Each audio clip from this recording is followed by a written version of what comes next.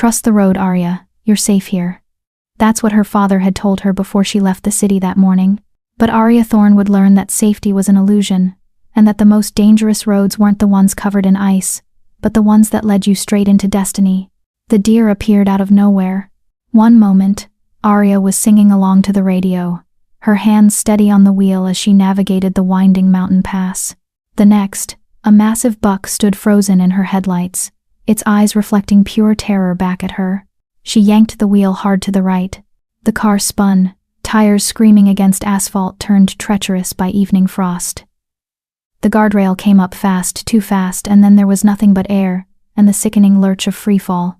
Arya's scream died in her throat as the vehicle tumbled down the embankment, metal shrieking, glass shattering, the world becoming a violent kaleidoscope of earth and sky and pain. The car finally stopped rolling, settling upside down against a cluster of pines.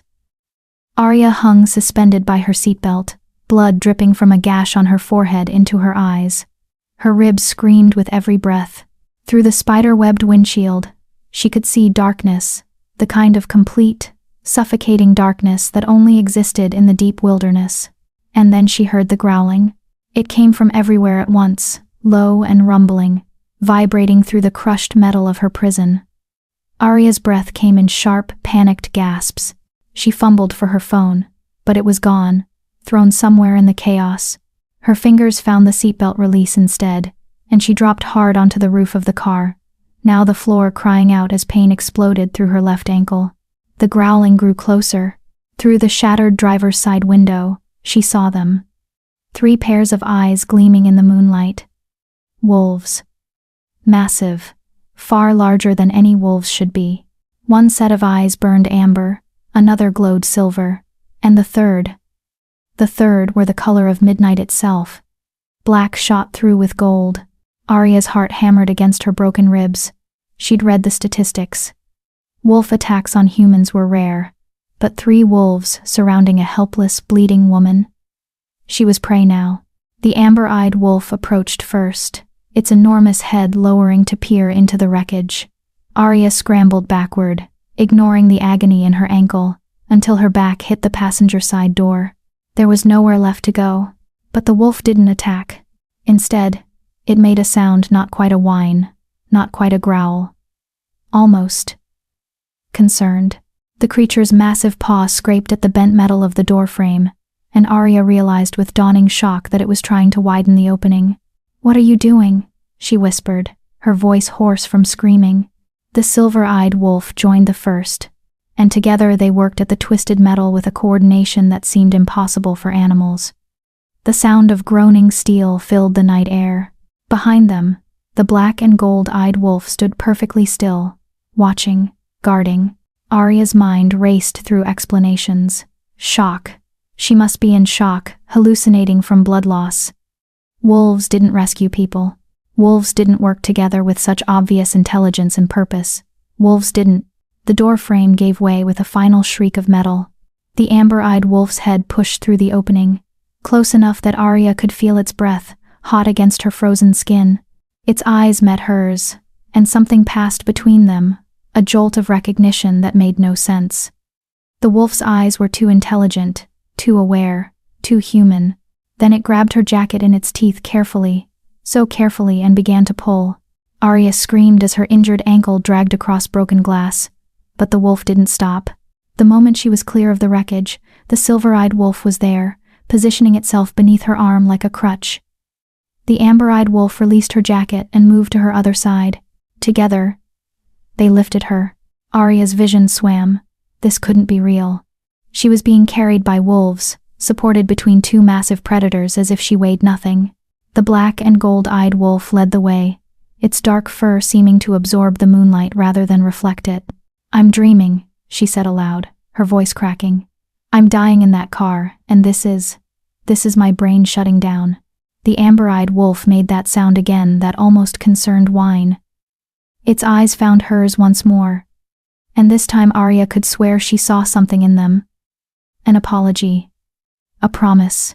A desperate need to make her understand something that had no words. They carried her through the forest, moving with purpose down paths Arya couldn't see. Her ankle throbbed, Her head spun. Blood continued to drip down her face, leaving a trail behind them. She should be terrified. She should be fighting. But exhaustion and shock were pulling her under like a riptide, and the warmth of the wolves' bodies pressed against hers was the only thing keeping the hypothermia at bay. Time lost meaning. Arya drifted in and out of consciousness, aware only of movement. Of the steady rhythm of paws against earth, of those 6 eyes that kept checking on her amber, silver, and black gold, as if her survival mattered more than anything in the world. When she woke again, she was no longer in the forest. Warm firelight danced across wooden walls. She lay on something soft, a bed, an actual bed covered in blankets that smelled of pine and smoke and something wild she couldn't name. Her ankle had been wrapped in clean bandages. The gash on her forehead had been cleaned and covered with gauze. Arya tried to sit up and immediately regretted it as pain shot through her entire body. "Don't move." The voice came from the shadows near the fireplace. Male, deep, with a roughness that suggested he didn't speak often. "You're safe, but you're badly hurt." A man stepped into the firelight, and Arya's breath caught. He was tall, broad-shouldered, with dark hair that fell past his collar, and eyes that gleamed amber in the flickering light. The same amber she'd seen in the forest. "Who are you?" Arya managed to ask. "Where am I?" "My name is Cade." He moved closer but stopped several feet away, as if afraid of frightening her. "You're in my cabin. My brothers and I found you after your accident." "Your brothers?" Arya's voice was barely a whisper. "The wolves. That was you." Cade's jaw tightened. For a long moment, he said nothing. Then, "You should rest. We can talk when you're stronger." "No." Arya's hand clutched the blanket. Every instinct screamed that she was in danger, but another part of her, a part she didn't understand, felt safer than she'd ever been. "Tell me the truth. What are you?" Cade's amber eyes met hers, and in them she saw the same desperate need to make her understand that she'd seen in the wolf's gaze. "We're what your kind calls shifters," he said finally. "Werewolves, if you prefer the old term. And you." He stopped, his hands clenching into fists at his sides. "You shouldn't have survived that crash. You shouldn't be here. But the moment I caught your scent on the wind, I knew. My wolf knew." "Knew what?" Cade's expression was anguished, torn between wonder and what looked like fear. "That you're mine." Chapter 2. The Brothers. Arya's heart stuttered in her chest. "I'm… what?" "My mate." Cade's voice was rough, like the word had been dragged from somewhere deep inside him. "The one the moon chooses for each of us.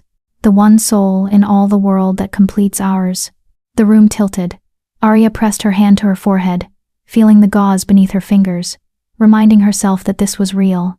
The crash was real. The wolves, the shifters were real. And this man, this stranger with amber eyes that haunted something primal in her chest, was claiming she belonged to him. "That's insane," she whispered. "I don't even know you." "I know." Cade's hands remained fisted at his sides, his entire body radiating tension. "I know how this sounds. I know what you must think. But the mate bond doesn't ask permission. It simply is." Before Arya could respond, the cabin door swung open. 2 more men entered, and she recognized them immediately, not their human faces, but their eyes, silver and black gold. The silver-eyed man was leaner than Cade, with ash-blonde hair and sharp features that might have been beautiful if they weren't set in such hard lines. He carried firewood in his arms, but his gaze went straight to Arya, assessing her like a doctor, examining a patient. "She's awake," he said, his voice cool and measured. "Good."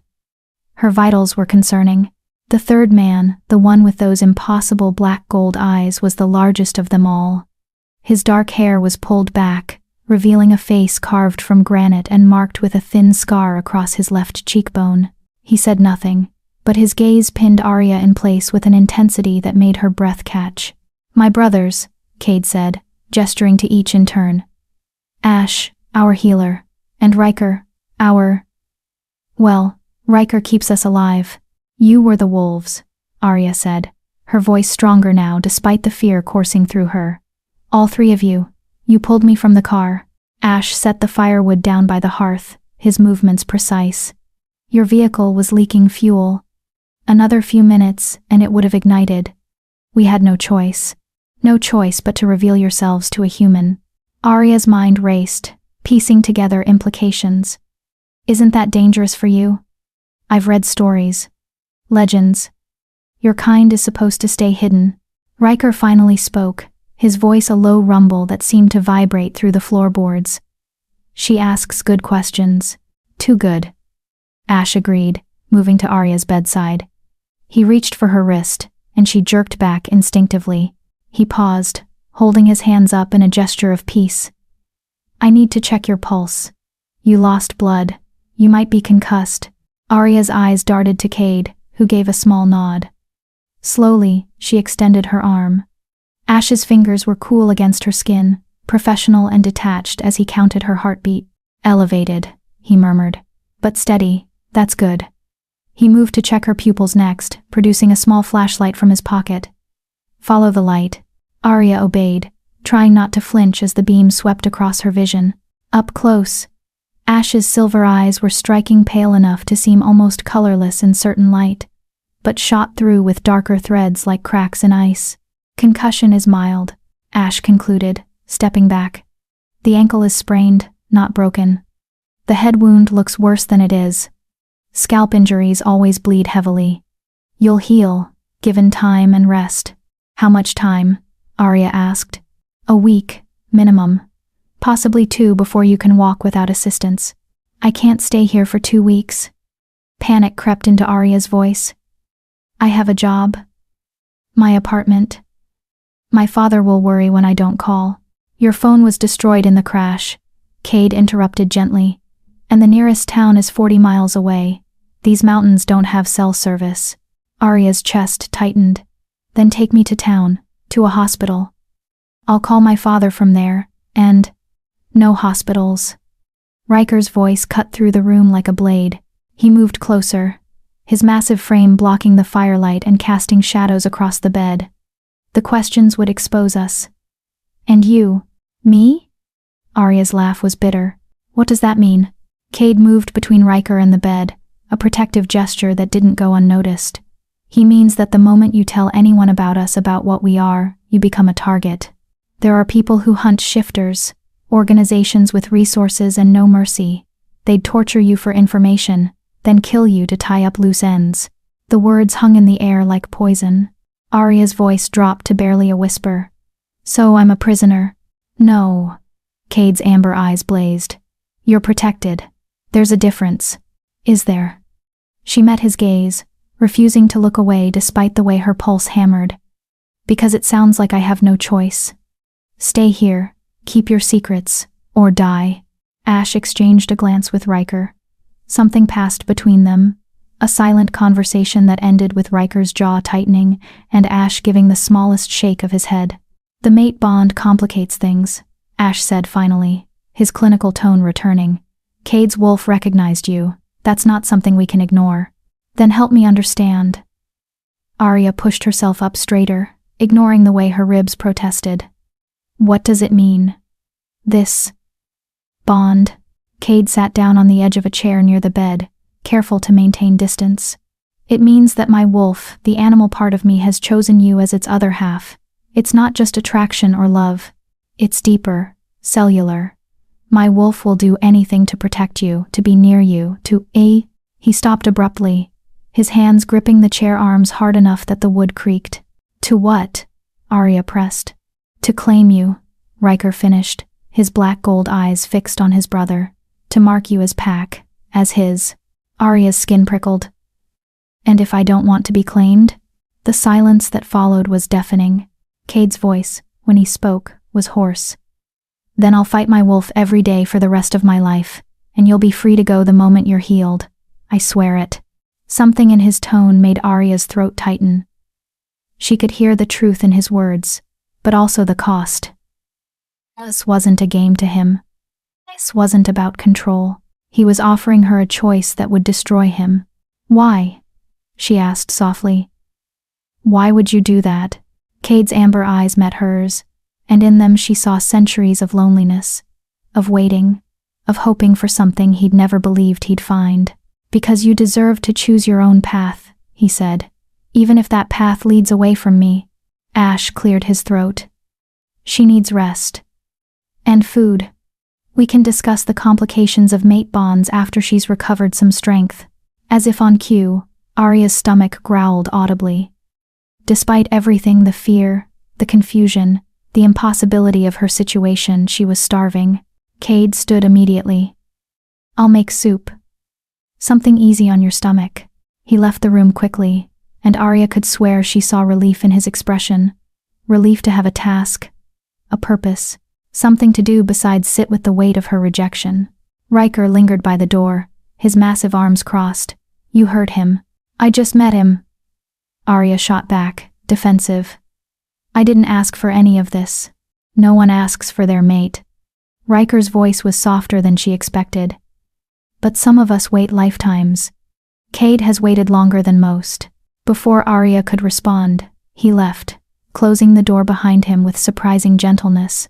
Only Ash remained, checking the bandage on her ankle with efficient movements. How long? Arya asked quietly. How long has he been waiting? Ash's silver eyes lifted to meet hers. Cade is 247 years old.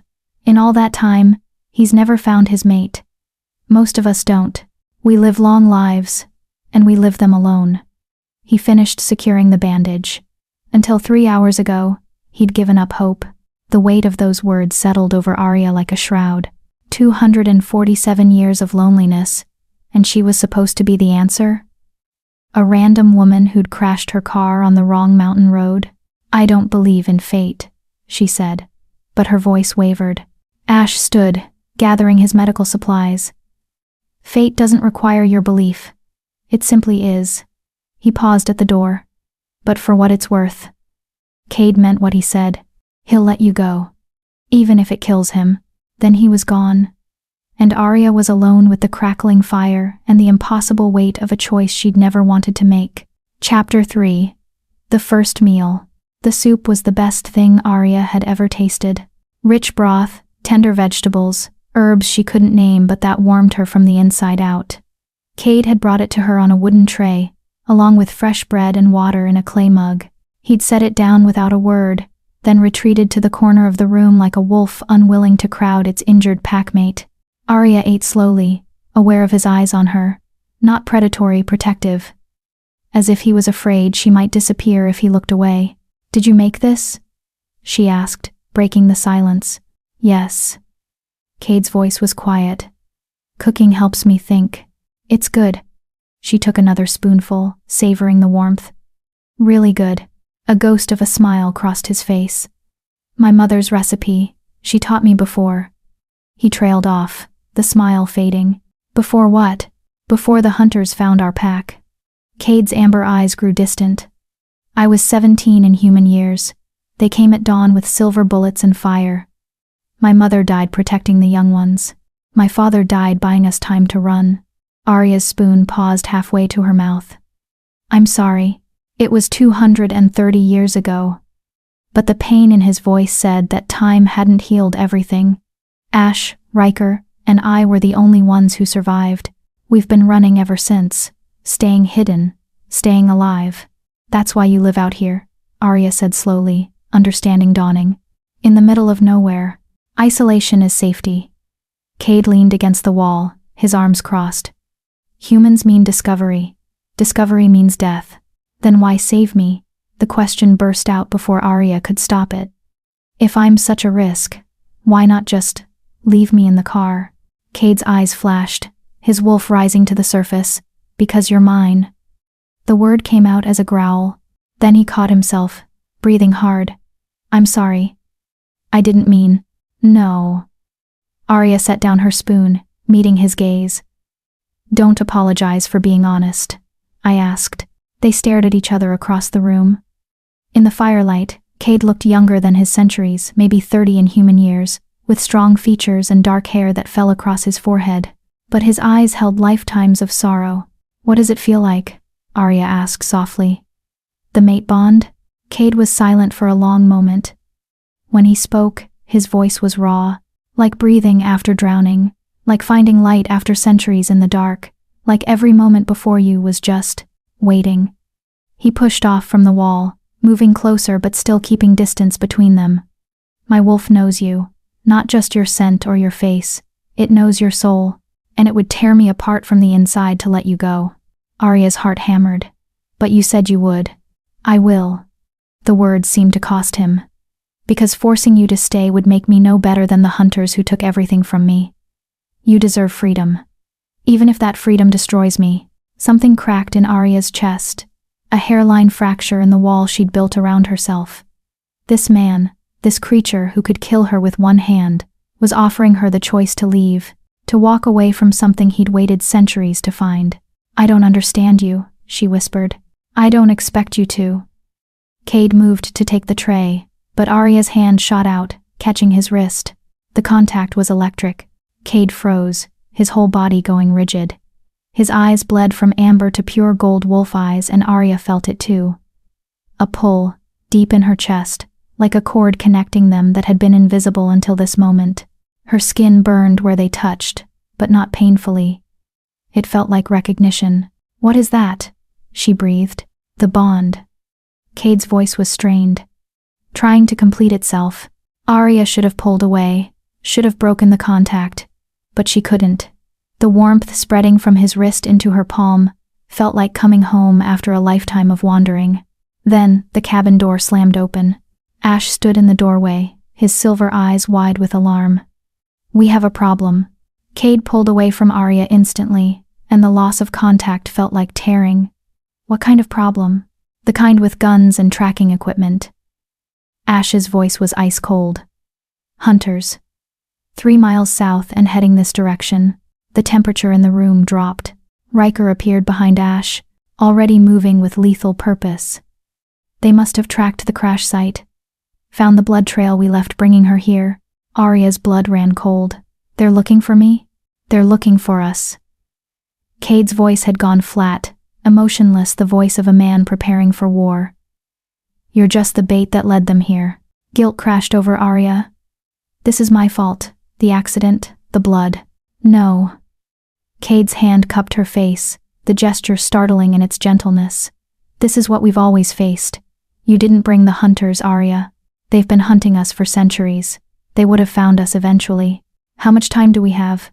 Riker asked Ash. 2 hours. Maybe 3, if they stop to rest. Ash moved to a cabinet, pulling out what looked like emergency supplies. We need to move her. She can't walk, Cade said sharply. Her ankle. Then we carry her. Riker was already strapping weapons to his belt knives that gleamed silver in the firelight. There's a cave system 5 miles north. They'll never find us in the tunnels. Arya's mind raced. Wait, you're running because of me? We're running because we're alive, Ash corrected, his tone matter of fact. And we'd like to stay that way. But this is your home. Arya looked around the cabin, the handmade furniture, the careful touches that spoke of years living here. You're losing everything because things can be replaced. Cade's amber eyes burned into hers. You can't. The certainty in his voice stole Arya's breath. Ash tossed Cade a pack. Grab what you need. We leave in 10 minutes. The brothers moved with practiced efficiency, each taking a role without needing discussion. Ash gathered medical supplies. Riker loaded weapons and food. Cade packed clothes and blankets, his movements economical but precise. Arya watched them, feeling useless and guilty. These men, these wolves, were abandoning their home because she'd been stupid enough to swerve for a deer, because she'd bled on their mountain, because Cade's wolf had claimed her as mate. I'm sorry, she said quietly. Cade looked up from his packing, confused. For what? For ruining your lives. Something fierce crossed Cade's face. He crossed the room in 3 strides, kneeling beside the bed so they were eye level.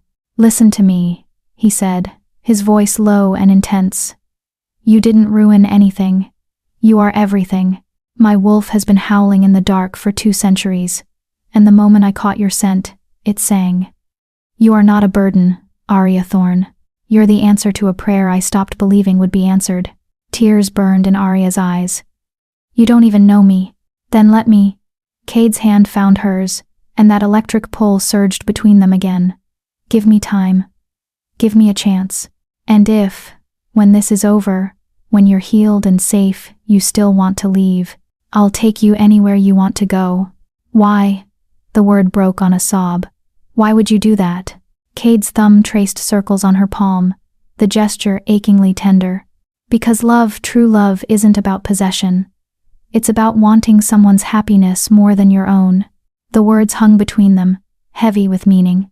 Before Arya could respond, Riker's voice cut through the moment. Time's up. They're moving faster than expected. Cade stood, his face hardening into a warrior's mask. How close? Mile and a half, maybe less. Riker shouldered his pack. We need to go, now. Cade turned to Arya, and his amber eyes held a question, a choice. Will you trust me? He asked. Will you let us protect you? Arya looked at the three brothers, Cade with his desperate hope, Ash with his clinical efficiency, Riker with his lethal readiness. They were strangers. Monsters from fairy tales, creatures that shouldn't exist. But they'd saved her life, and they were willing to lose everything to keep her safe. She took a shaky breath and nodded. Yes, she whispered. I trust you. The relief on Cade's face was devastating. He bent and scooped her into his arms as if she weighed nothing, cradling her against his chest. Arya's arms wrapped around his neck instinctively, and the mate bond thrummed between them like a living thing. Hold on tight, Cade murmured against her hair. This is going to be rough. Then they were moving, Ash leading, Riker guarding the rear, and Cade carrying Arya out into the night. Behind them, the cabin stood warm and welcoming, completely unaware that its occupants would never return. The forest swallowed them whole, and somewhere in the distance, the hunters drew closer. Chapter 4. The Hunt. The forest was alive with sound. Every crack of a branch, every rustle of leaves made Arya's heart jump.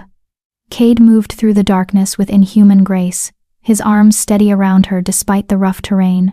Ash led them down paths that seemed invisible, navigating by moonlight and instinct. Riker brought up the rear, his massive frame melting in and out of shadows like a ghost. They'd been moving for 30 minutes when Cade suddenly stopped. What is it? Arya whispered. Quiet. His voice was barely audible. They're close. Ash raised his hand, signaling a halt. In the stillness, Arya heard it, the distant sound of voices, men shouting to each other, coordinating their search, the snap of twigs under boots, the metallic click of weapons being readied.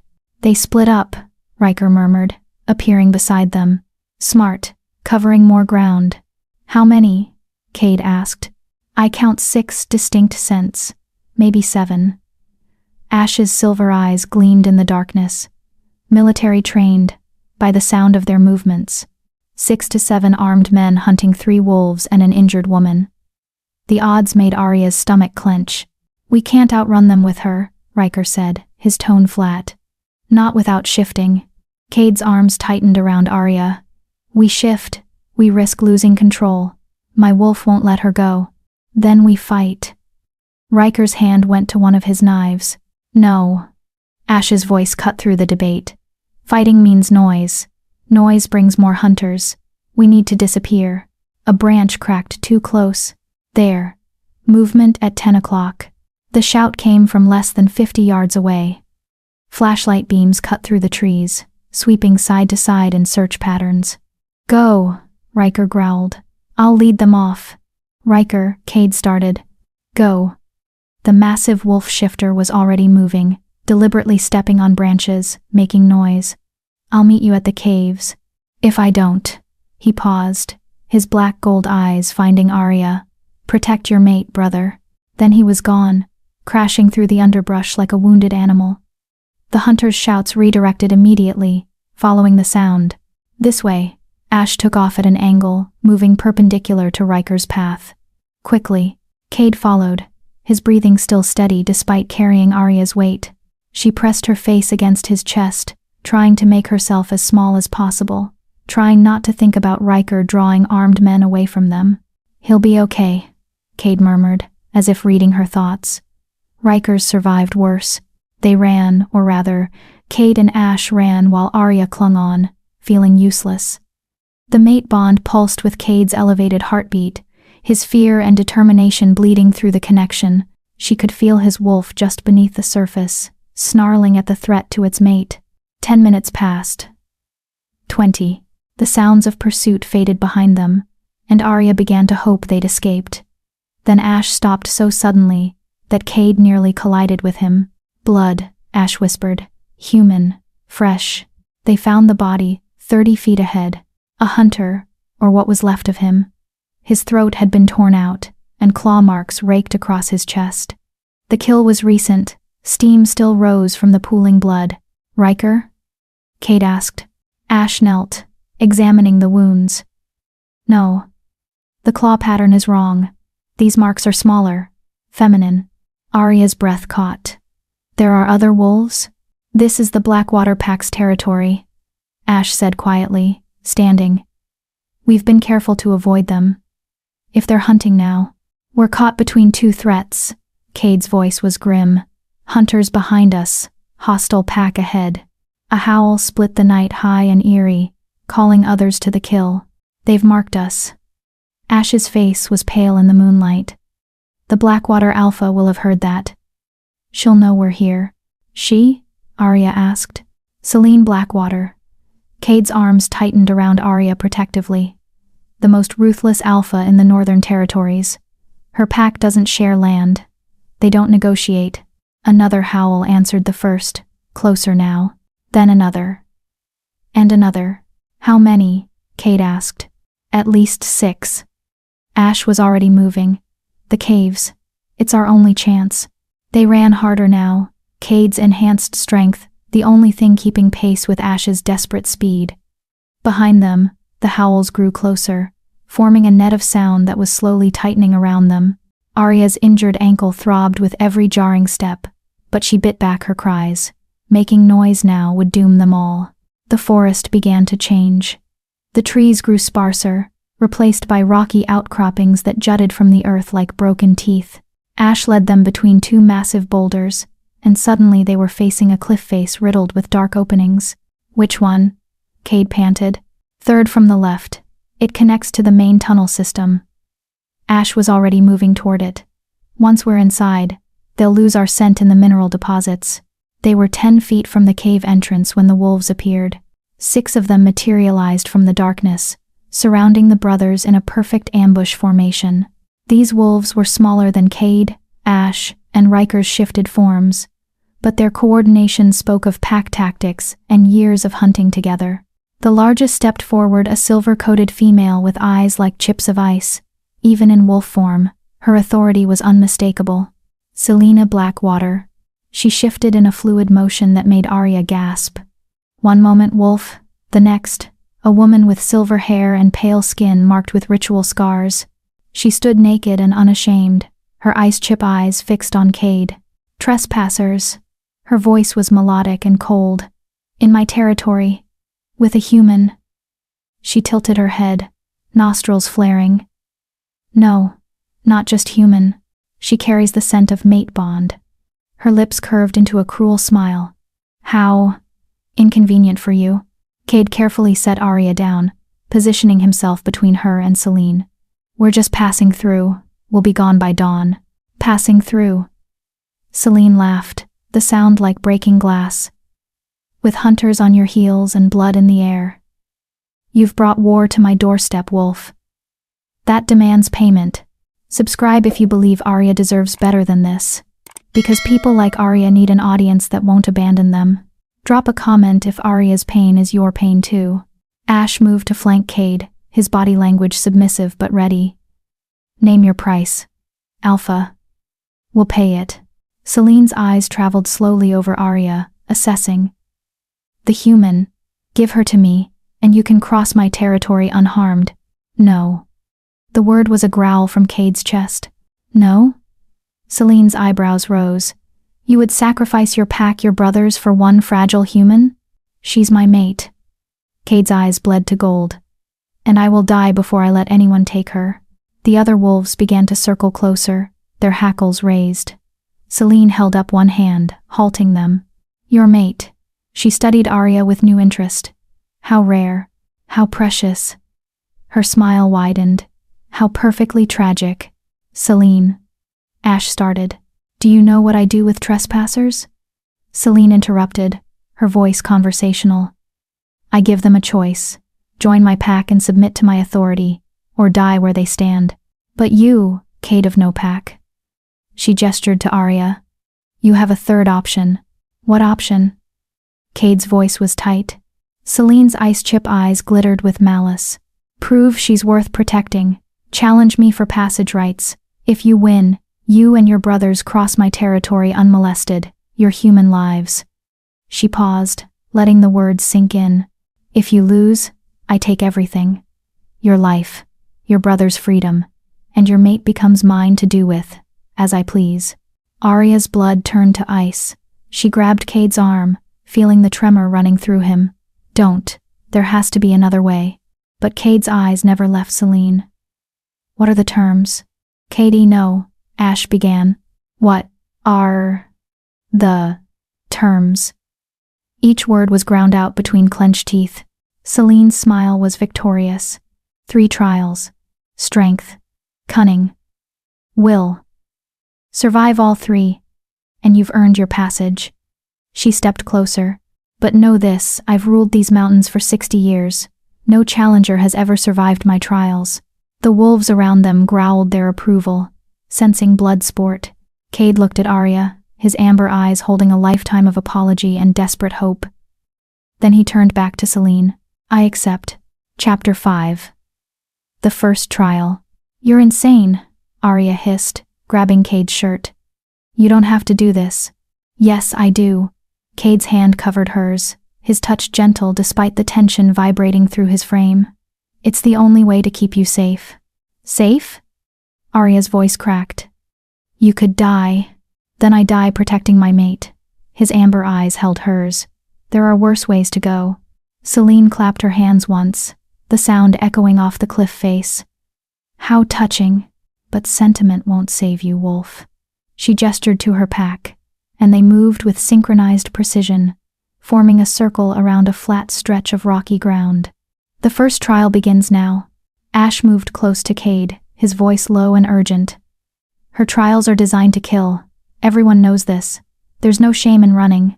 There's every shame in running. Cade gently released Arya's hand. Watch over her. Brother, please. The word was raw. If I fail, get her out of here. Take her as far from this mountain as you can. Ash's jaw tightened, but he nodded. He helped Arya sit on a boulder at the edge of the circle, supporting her injured ankle. From here, she had a clear view of the makeshift arena. Celine stood at the center, still naked, still radiating lethal grace. The trial of strength, she announced. Simple, primal. Shift to your wolf form and fight me. First to submit or die loses. Her ice chip eyes fixed on Cade. And before you ask, yes, I fight to kill. Cade began to strip off his shirt, his movements methodical. Arya watched the play of muscle beneath his skin, the old scars that spoke of previous battles. He'd survived 2 centuries of running and fighting, but Celine had ruled these mountains for 60 years. How many challengers had she killed to maintain that rule? Cade, Arya called out, her voice steadier than she felt. Don't you dare die on me. He looked back at her, and something fierce and protective blazed in his amber eyes. Yes, ma'am. Then he shifted. It was nothing like the transformation scenes in movies, slow, painful, bones cracking. Cade's shift was fluid, natural, like water changing states. One moment man, the next, a massive, amber-eyed wolf with dark fur that seemed to absorb the moonlight. He was beautiful and terrifying in equal measure. Celine shifted in response, her silver coat gleaming. She was smaller than Cade, but she moved with a predator's confidence. This was her territory, her rules, her trial. The pack wolves began to howl, a haunting, rhythmic sound that raised the hair on Arya's arms. Then Selena attacked.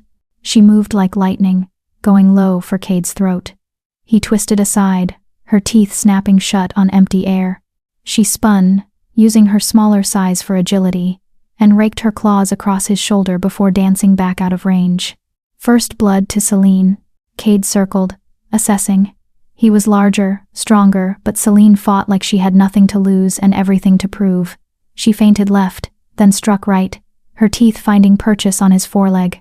Cade yelped and jerked away, limping slightly. She's toying with him, Ash murmured beside Arya. Wearing him down. Can he win? Arya couldn't tear her eyes away from the brutal dance. I don't know. Ash's voice was hollow. I've never seen him fight like this, with so much to lose. Selene lunged again, and this time Cade was ready.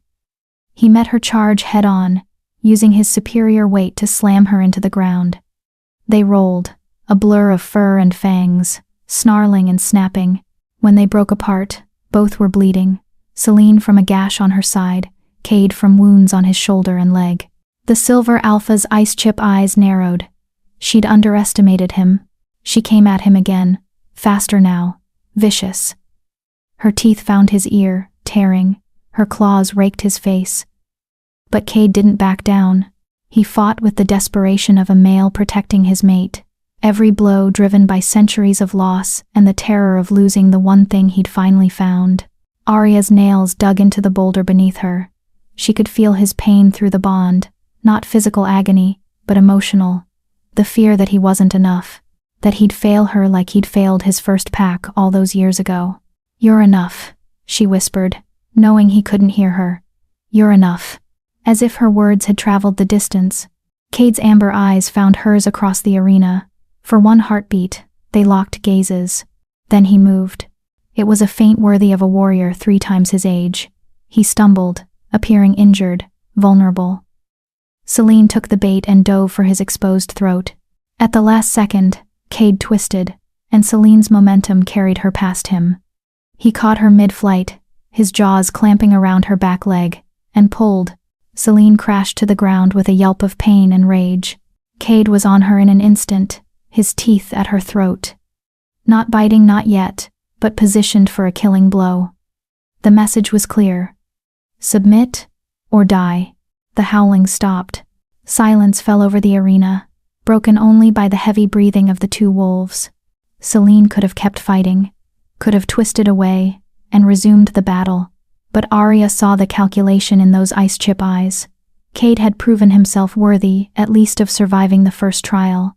Slowly, deliberately, Selene lowered her head. The gesture of submission was so slight it was almost imperceptible, but the pack wolves saw it. They shifted restlessly, surprised their alpha had yielded.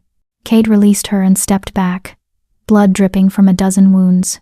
Both wolves shifted back to human form. Selene rose gracefully, apparently unbothered by her nakedness or the blood streaming down her leg. Cade swayed slightly, exhaustion and blood loss taking their toll.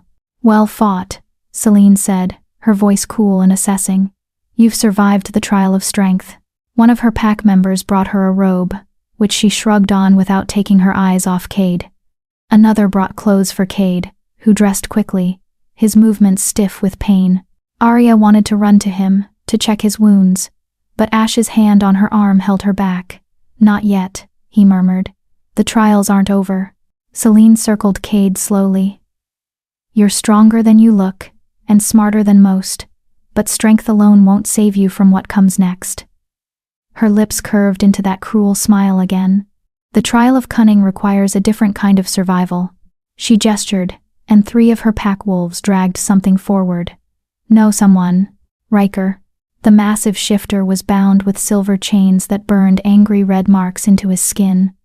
His face was bruised, his clothes torn, but his black gold eyes still blazed with defiance. Riker? Cade started forward, but Selene's raised hand stopped him. Your brother was caught trying to circle back to help you, she said. Noble. Stupid. But noble. She moved to stand beside Riker. The trial of cunning is this. I will ask you 3 riddles. Answer all 3 correctly, and your brother goes free. Fail even once. She placed a silver dagger against Riker's throat, and I open him from neck to navel. Riker's voice was a growl.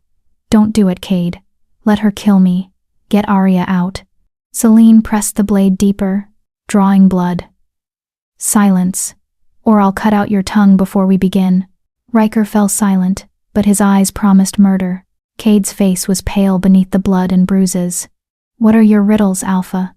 Selene's smile widened. Listen carefully. You get no second chances. She began to circle again. the silver blade still pressed to Riker's throat. "First riddle," she said, her melodic voice carrying across the arena. "I am taken from a mine and shut up in a wooden case, from which I am never released. And yet I am used by almost every person. What am I?" Arya's mind raced. A mine, wooden case, never released but used by everyone. Her father had told her riddles like this when she was young, teaching her to think laterally, to see beyond the obvious. "Pencil lead," Cade said, his voice steady. "Graphite, taken from mines, encased in wood, used but never removed." Celine's eyes narrowed, disappointed. "Correct." She paused. "Second riddle. The more you take away from me, the larger I grow. What am I?" This one was harder. Arya watched Cade's face, saw him working through possibilities. "Take away. Grows larger. A hole," he said finally. "The more you dig, the larger it becomes." "Correct again." Celine's voice had gone cold. "You're clever, Wolf, but let's see if that cleverness can save you from this." She leaned close to Riker's ear, the blade never wavering. "Final riddle," she said. "And this one, I designed especially for you." The pack wolves leaned forward, eager. Celine's ice-chip eyes locked on Cade. "I am what you seek, but can never truly have. I am promised but never delivered. I am dreamed of but destroys you when found. What am I?" The silence that followed was crushing. Arya saw Cade's face go blank with confusion. This wasn't a traditional riddle, it was personal, tailored, designed to cut at something deeper than intellect. What he seeks, can never have, promised but never delivered, dreamed of but destroys. The blade pressed deeper into Riker's throat, drawing a thin line of blood. 10 seconds, Wolf," Celine purred. "Then your brother dies." Chapter 6. The answer. 9 seconds. Cade's face was stark white. Arya could feel his panic through the bond, a wild, desperate thrashing like a drowning man reaching for air. "What you seek but can never have. Promised but never delivered, dreamed of but destroys." 8 seconds. The blade bit deeper. Riker's jaw clenched, but he didn't make a sound. His black gold eyes found Cade's, and in them was acceptance, forgiveness, permission. 7 seconds. Ardizen. Arya's mind raced. The riddle wasn't about objects or clever wordplay. It was about emotions, about pain. Celine had designed it to wound, not test. What had Cade sought for 2 centuries? What had been promised to him by fate but never delivered? 6 seconds. A mate. The answer hit Arya like a physical blow. Celine was saying that mates-the-mate bond was the answer, that finding your mate destroyed you, that it was better to never have than to lose. But that couldn't be right. Cade had found his mate. The bond was real, thrumming between them even now. 5 seconds. Unless Celine believed Arya would reject him, that the bond would break him worse than never having found her at all. 4 seconds. "Hope," Arya called out, her voice ringing across the arena. "The answer is hope." Every eye turned to her.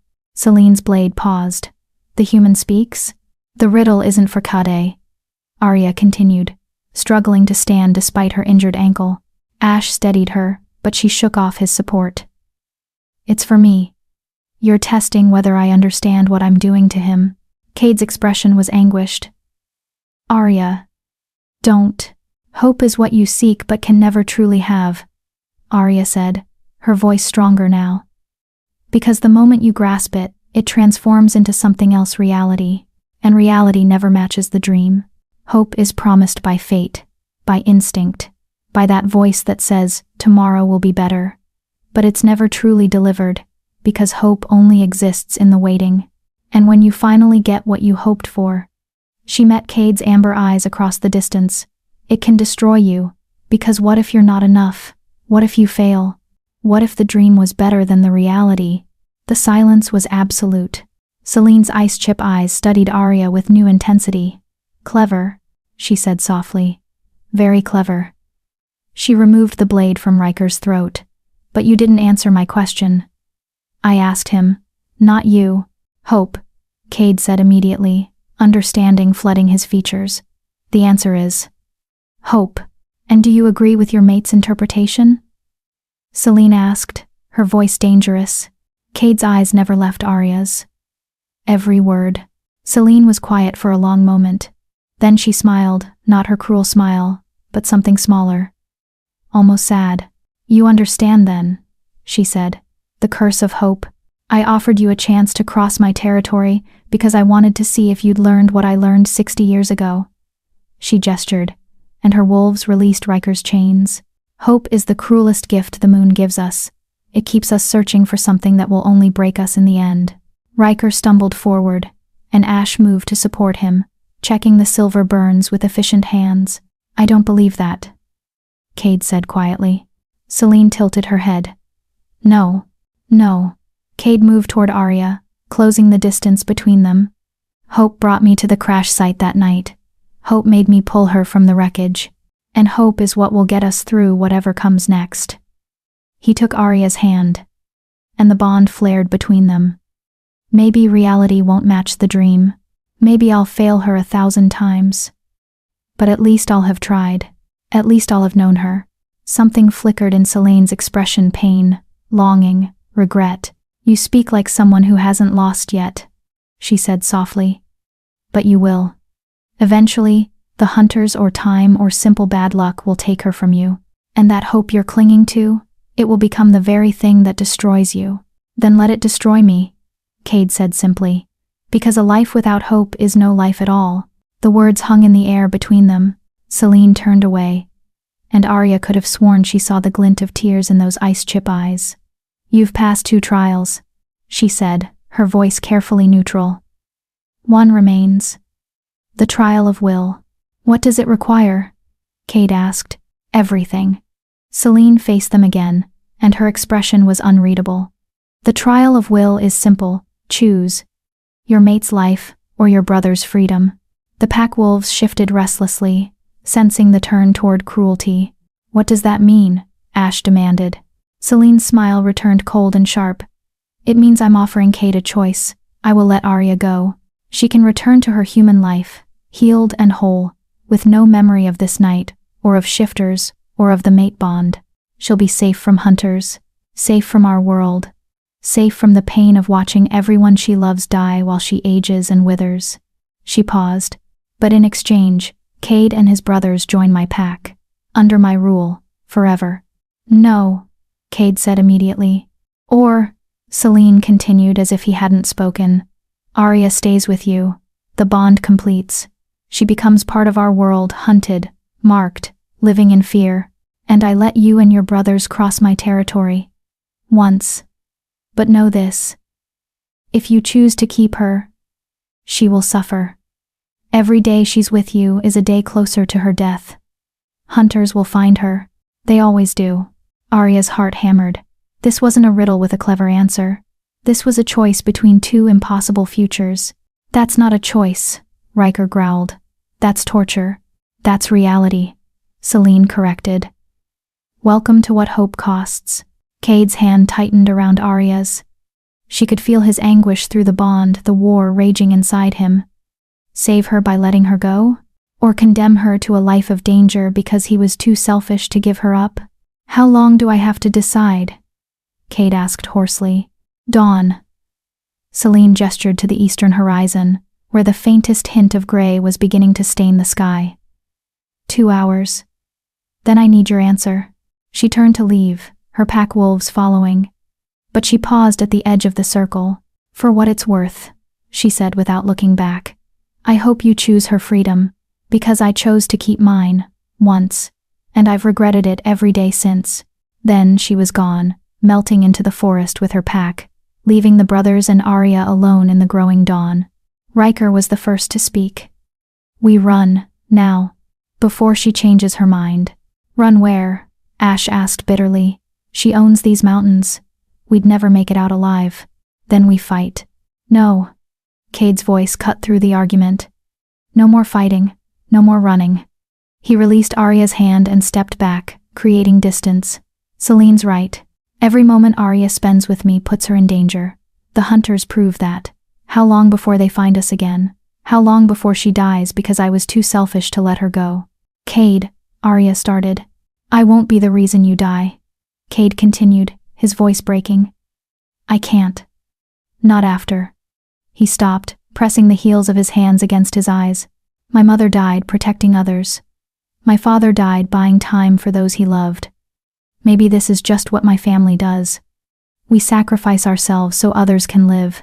Arya felt something crack in her chest. You're going to give me up. I'm going to set you free. Cade's amber eyes were bright with unshed tears. Celine can erase your memories. You'll go back to your life. Your father won't have to worry. You won't have to live in fear. And maybe, his voice dropped to a whisper, maybe that's what love really is. Letting go. Comment below. What would you do in Arya's position? No. The word came out sharp and clear. Everyone turned to stare at Arya. No? Cade repeated, confused. No. Arya pushed herself upright, ignoring the screaming pain in her ankle. You don't get to make this choice for me. This is my life, my future. And I'm telling you right now, I choose you. You don't understand what you're saying. I understand perfectly. Arya moved closer, closing the distance he'd created. You think you're protecting me by pushing me away, but you're not. You're just giving up before we've even started.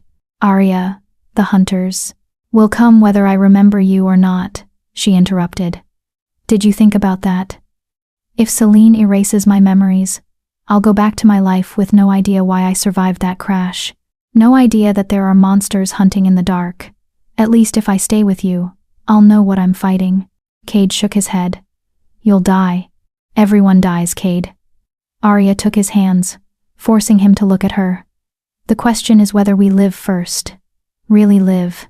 And I'd rather have 1 year with you, 1 month, 1 day, than a lifetime of safety wondering what I lost. You're not thinking clearly. I'm thinking perfectly clearly. Arya's voice softened. You've been alone for 200 years, and you're so used to losing people that you're trying to lose me before someone else can take me away. But I'm not going anywhere. Not unless you look me in the eyes and tell me you don't want me.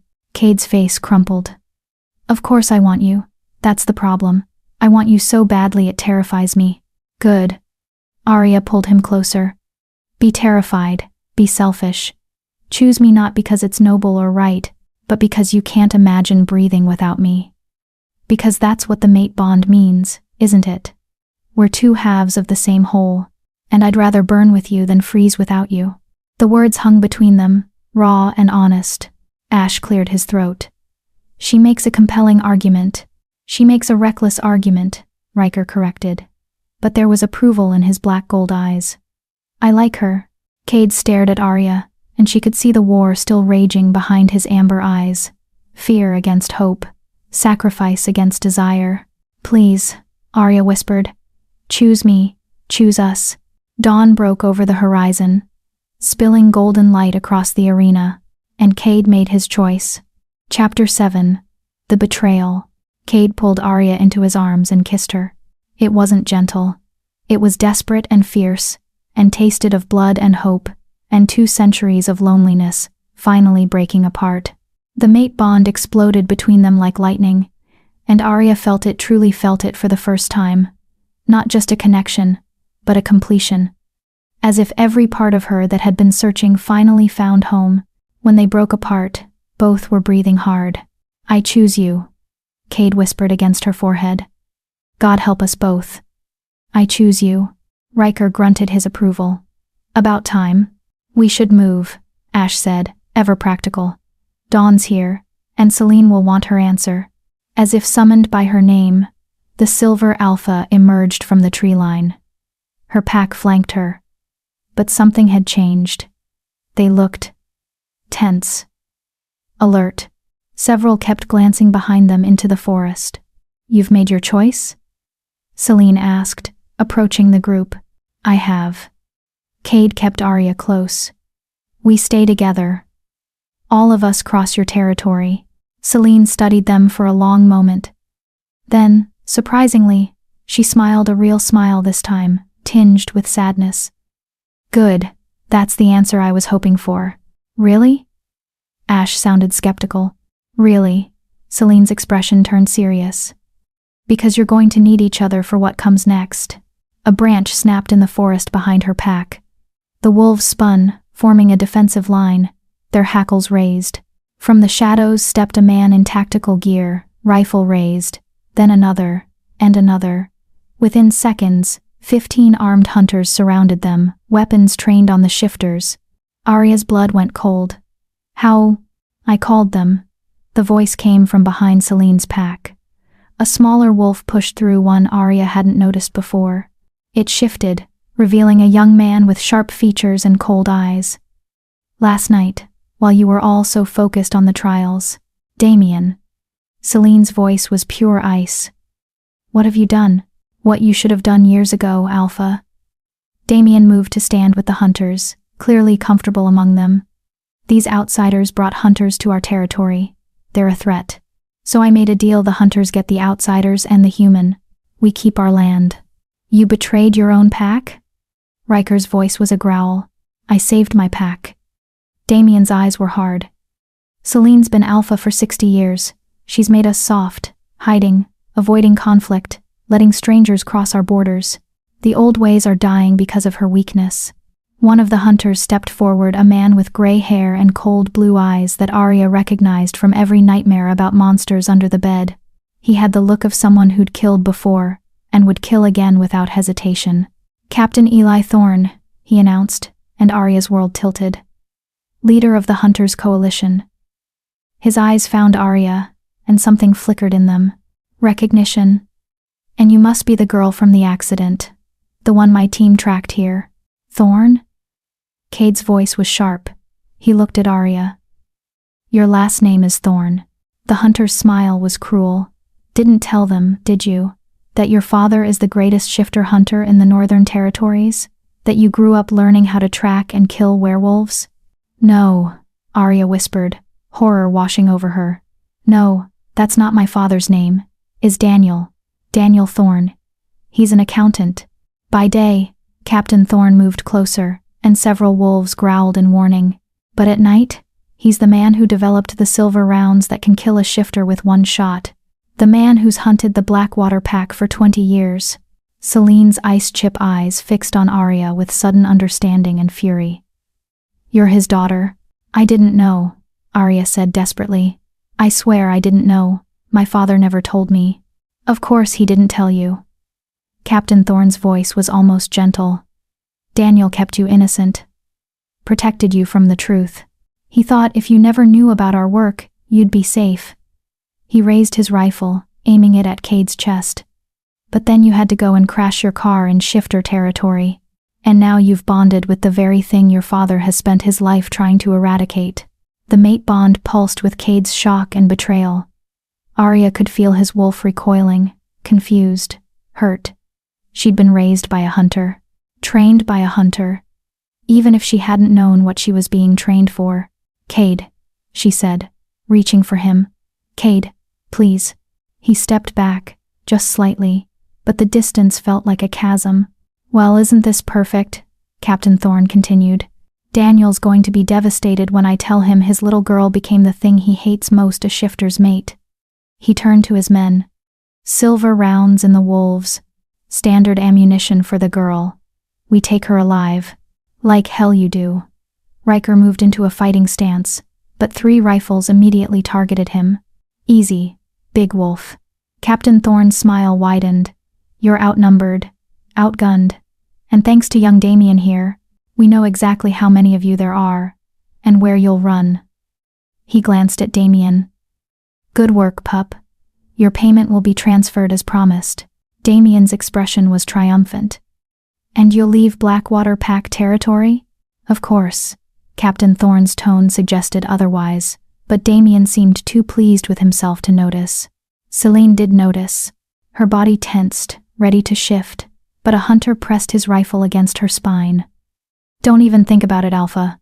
Silver rounds will drop you before you complete the transformation." "This is insane," Ash said, his voice tight with controlled panic. Arya had nothing to do with her father's work. "She's innocent." "No one's innocent," Captain Thorne interrupted. "She carries hunter blood. She was trained by Daniel Thorne, even if she didn't understand why. Every tracking skill, every survival technique, it's all in there." He tapped his temple. "Wasted on a girl who fell for a wolf." Arya's mind reeled. Her father, kind, gentle Daniel Thorne, who made her soup when she was sick and taught her to read the forest like a book. He was a hunter? A killer? But even as she tried to deny it, memories surfaced. The way he'd taught her to identify animal tracks too specifically. The self-defense classes he'd insisted on. The silver jewelry he'd always worn, even though he claimed to hate accessories. The nights he'd come home late, exhausted, claiming overtime at the accounting firm. "Oh God," she whispered. "It's true." Cade's amber eyes met hers, and in them she saw the same betrayal she felt. The mate bond that had felt so right now seemed tainted, built on lies and blood. "I didn't know," Arya said again, her voice breaking. "Cade, I swear, it doesn't matter." His voice was hollow. "Knowing or not knowing doesn't change what you are." The words cut deeper than any blade. Captain Thorne raised his hand, and his men tensed. "Enough talking. Silver rounds in 3, 2. Wait." Celine's voice rang out. "You want wolves? I'll give you wolves. All of Blackwater Pack in exchange for letting these 4 go." "Celine, no." One of her pack wolves started forward, but she silenced him with a look. "I'm the prize you really want," Celine continued, her ice chip eyes boring into Captain Thorne. "The alpha who's evaded you for 60 years. Let them run, and I'll come quietly." Captain Thorne considered. Tempting. "But no. I think I'll take all of you." He dropped his hand. Gunfire erupted. Cade shoved Arya behind him as silver bullets tore through the air. Celine shifted instantly, her silver wolf form leaping at the nearest hunter. Her pack followed, chaos exploding across the arena, as wolves and humans collided in a frenzy of fangs and gunfire. Ash grabbed Arya's arm. "Run, into the caves!" But Arya couldn't move. She watched in horror as Riker took a bullet to the shoulder, silver, by the way he screamed and dropped. As one of Celine's pack wolves fell, blood pouring from its chest, as Cade shifted and threw himself at Captain Thorne, only to be driven back by a hail of bullets that left smoking wounds in his dark fur. "Arya, move." Ash physically lifted her and ran for the cave entrance. A bullet whistled past her head.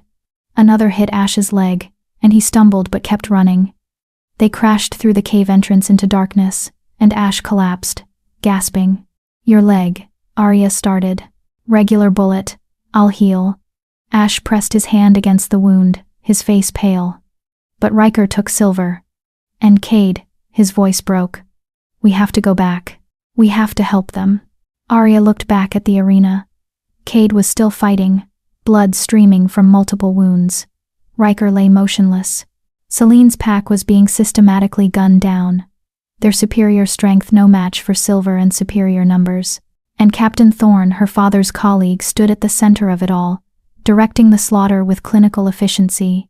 If Arya's journey moved you, subscribe so you never miss a story like this. Stories like these deserve an audience that cares. Comment. What would you do in Arya's position? This was her fault. Her bloodline. Her father's legacy written in silver and death. Arya made a decision. She stood, ignoring Ash's protests, and limped back toward the cave entrance.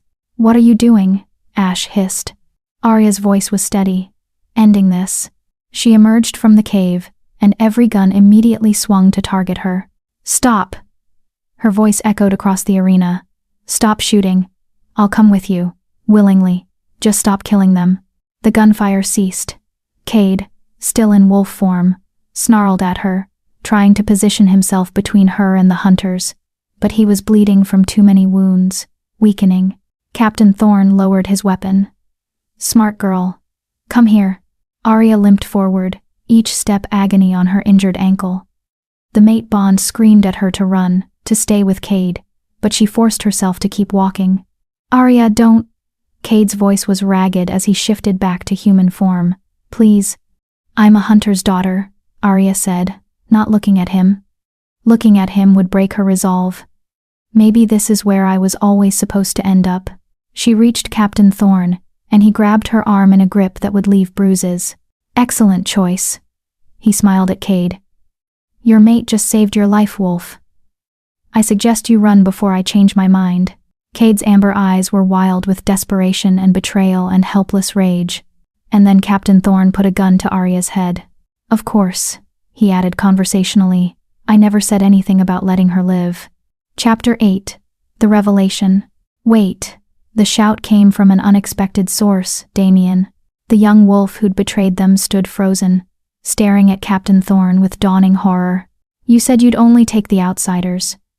You said Blackwater Pack would be left alone." "I lied." Captain Thorne's voice was matter-of-fact, the gun still pressed against Arya's temple. "Did you really think we'd let a pack of shifters continue to exist just because one pup sold out his alpha?" He gestured to his men. "Kill them all, starting with the traitor." Damien's eyes went wide. "But we had a deal." The bullet caught him in the chest before he could finish. He dropped, blood spreading across the rocky ground, his expression one of shocked betrayal. "No deals with monsters," Captain Thorne said coldly. "That's rule number 1. Celine, bleeding from multiple wounds, shifted back to human form. Her silver hair was matted with blood, but her ice-chip eyes blazed with fury. "You'll die for this, Hunter." "Probably," Captain Thorne shrugged, "but not today." He pressed the gun harder against Arya's head. "Here's what's going to happen. You wolves are going to lie down, shift to human form, and let my men chain you with silver. Or I put a bullet through this girl's brain, and we do it the hard way." Cade, still bleeding from his wounds, took a step forward. "Let her go. She's not part of this." "She's exactly part of this." Captain Thorne's grip on Arya tightened. Daniel Thorne's daughter, bonded to a wolf. "Do you know what that makes her? A liability, a weakness. My old friend will never be able to do his job properly, knowing his little girl is out there playing house with the enemy. So you'll kill me to make him a better hunter?" Arya's voice was surprisingly steady despite the gun against her skull.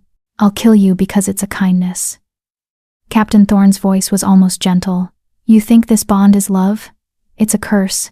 You'll watch him die, and he will die. Eventually. Silver bullet, hunter's trap, rival pack. And when he's gone, you'll be left with a hole in your soul that never heals. I've seen it happen. Trust me, death is better." The mate bond pulsed with Cade's anguish. Arya could feel his wolf howling inside him, desperate to save her but helpless against 15 armed men. "Or," a new voice said from the cave entrance, "you could lower your weapon before you lose your hand." Everyone turned. A man stood in the shadows of the cave, tall, lean, with dark hair streaked with silver and eyes the color of storm clouds. He held no weapon, but radiated danger like most people radiated heat. Captain Thorne's face went pale. "Impossible. You're dead. We killed you 20 years ago. You tried." The man stepped into the light, and Arya saw the scars, burn marks covering half his face, claw marks across his throat. "You came very close, but I'm harder to kill than you thought." Celine inhaled sharply. "Ezra." The name sent a ripple through the remaining Blackwater wolves. Several bowed their heads. Others whimpered, whether in fear or reverence. Arya couldn't tell. "Hello, Celine." Ezra's storm-gray eyes softened for just a moment before hardening again. "It's been a long time." "Who is this?" Captain Thorne demanded. But his hand was shaking now. "Ezra Blackwater," Cade said quietly. "The previous alpha, Celine's mate." The revelation hung in the air like smoke. "You died," Celine whispered, and her voice held more emotion than Arya had heard in all their previous encounters combined. "I watched you burn." "You watched me fall," Ezra corrected. "The burning came after, but some of us are too stubborn to die properly." His eyes swept across the carnage, the dead wolves, the wounded, Damien's body cooling on the ground.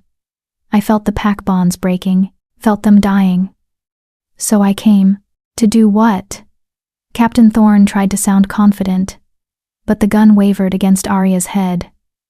"You're one wolf against 15 armed hunters." 14, Ezra corrected. "Your man behind the boulder died 3 minutes ago. Broken neck. I'm very quiet when I want to be." Captain Thorne's face went from pale to ashen. He gestured, and one of his men ran to check. The hunter returned, nodding grimly. 13 now, actually. Ezra continued conversationally. The two you posted as rear guard won't be reporting back either. Which brings us to an interesting situation, doesn't it? He moved forward, and despite the guns tracking him, despite the silver bullets that could end him, he radiated absolute confidence. "You're going to release the girl," Ezra said. "Then you're going to leave my territory. And if you're very, very lucky, I'll let you make it to the border before I hunt you down like the vermin you are." "Your territory?" Captain Thorne laughed, but it sounded forced. "Celine is Alpha now. You're nothing but a ghost." "Am I?" Ezra's smile was cold. "Celine, would you like to tell him? Or should I?" Celine's ice chip eyes met his, and something passed between them. 60 years of separation, of grief, of loneliness, of hope that had been killed and somehow resurrected. "The Alpha bond never broke," she said quietly. "Even when I thought you were dead, I felt you, always, like a phantom limb. I ruled in your absence, but I never truly became Alpha, because you never truly died." Ezra nodded. "And now I'm here. Which means, by pack law, I'm reclaiming my position." The remaining Blackwater wolves began to shift, forming up behind Ezra. Their wounded Alpha might have lost her edge over 60 years of ruling alone, but their true Alpha, scarred, half dead, but alive, had returned. Captain Thorne's tactical mind was clearly racing, recalculating odds. 13 men against 1 wolf shouldn't be a contest. But this wasn't just any wolf. This was an Alpha who'd survived an execution. "Last chance," Ezra said softly. "Release her." "Or what?" Captain Thorne pressed the gun harder. "You'll kill us all? You're not fast enough to save her and stop us." "You're right." Ezra's expression didn't change. "I'm not." "Then we have a stalemate." "But she is." The words were barely out of Ezra's mouth when Arya moved. Everything her father had taught her, every self-defense technique, every pressure point, every moment of training she'd thought was about staying safe in the city, crystallized in one motion. She drove her elbow back into Captain Thorne's solar plexus, twisted out of his grip as he gasped, and used his own momentum to send him sprawling. The gun clattered across the rocks. For one heartbeat, everyone was frozen in shock. Then, chaos erupted. Ezra moved like lightning, taking down 2 hunters before they could fire. Celine shifted and tore out another's throat. Cade, despite his wounds, launched himself at the men nearest Arya, protecting her with savage fury. But Arya wasn't watching the fight. She was watching Captain Thorne scramble for his dropped weapon, his face twisted with rage. She was closer. Her hand closed around the gun first. She pointed it at him, her hand steady despite everything. "Don't," Captain Thorne said, raising his hands. "Arya, listen to me. Your father. My father lied to me." Arya's voice was cold. "My whole life, he lied. Made me complicit in murder without even knowing it.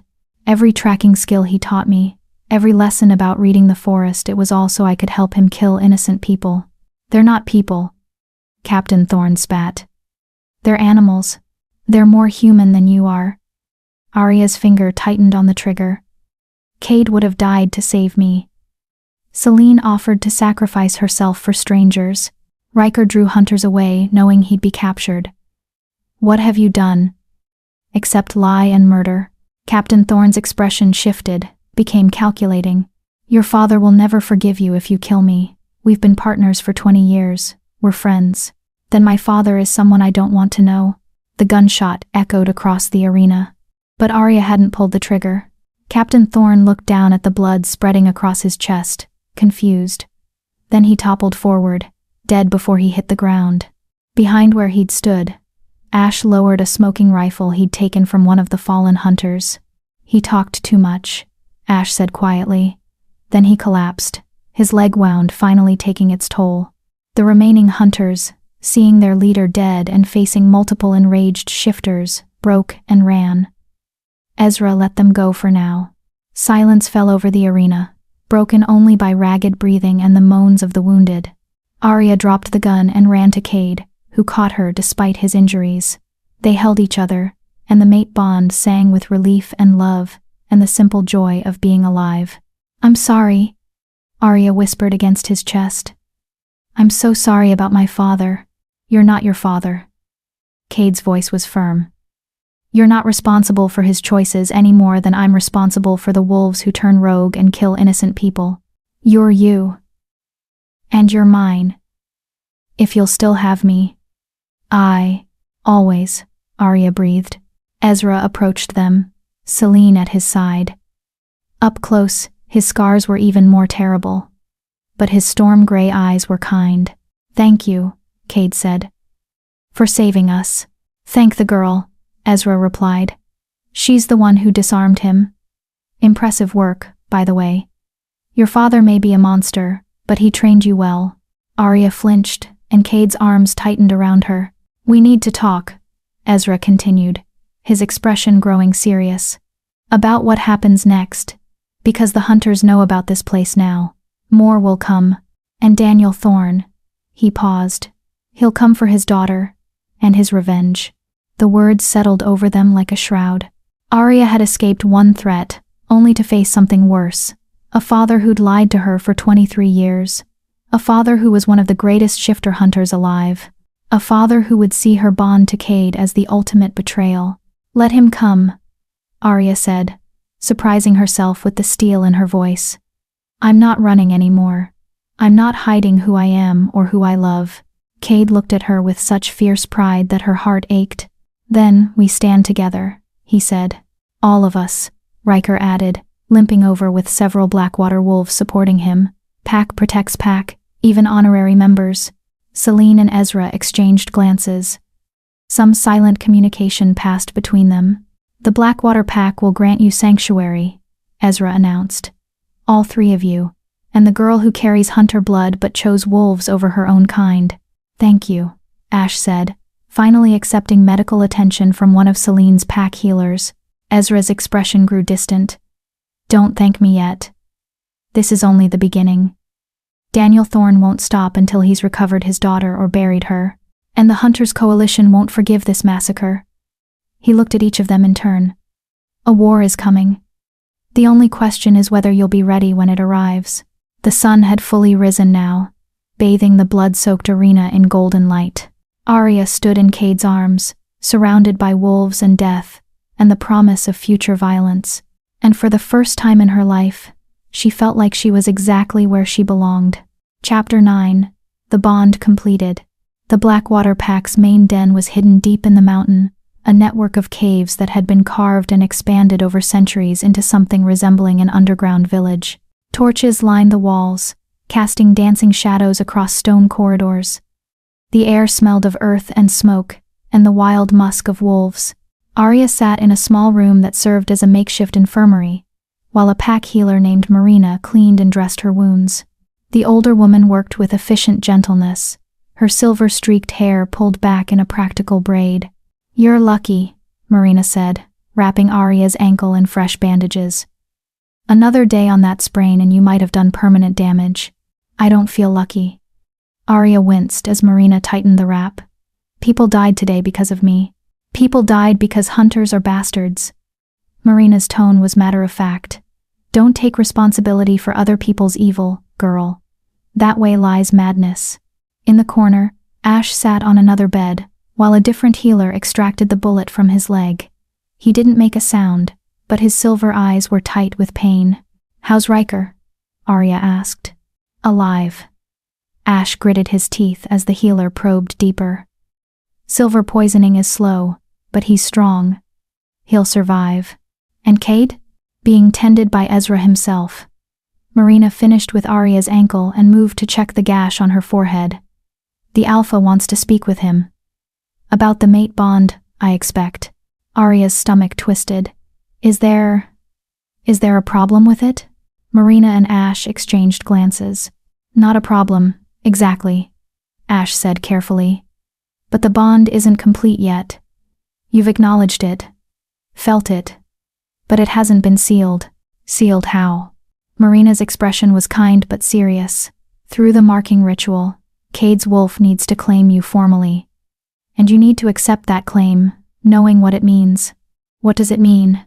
It means you'll carry his mark for the rest of your life, Marina explained. A bite, usually on the shoulder or neck. It'll scar in a specific pattern that identifies you as mated. Other shifters will see it and know you're under pack protection, but it also means," she hesitated, "it means you'll be bound to him completely." Ash finished. "His emotions will become yours.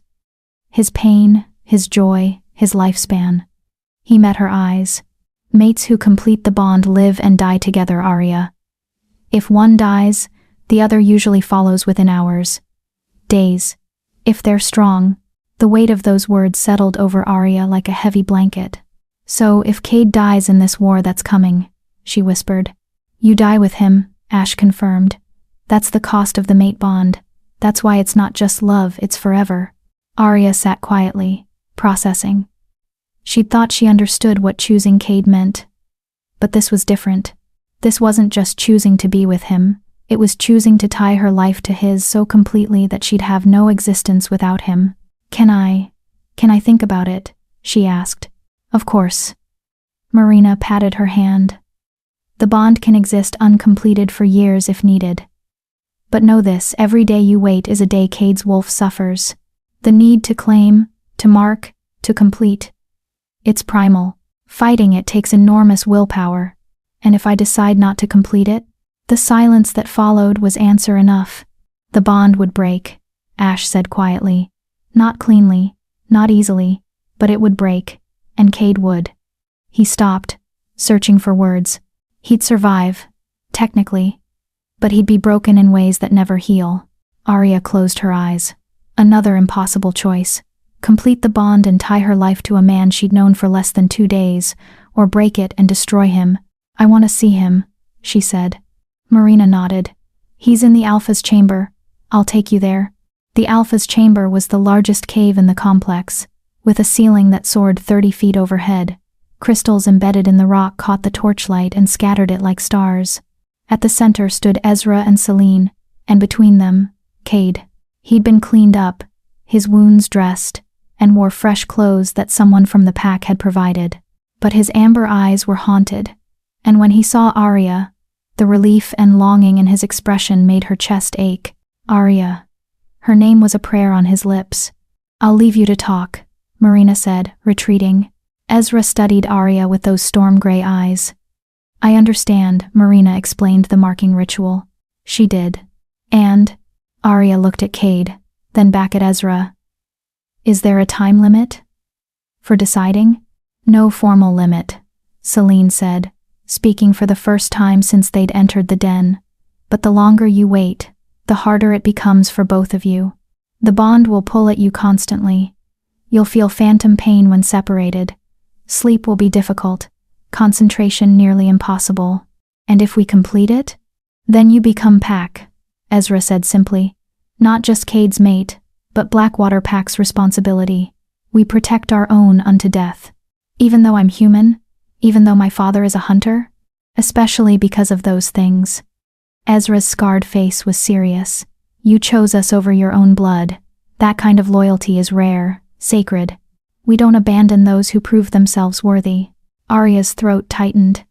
These wolves, these supposed monsters, were offering her more acceptance in one day than she'd felt in years of human society.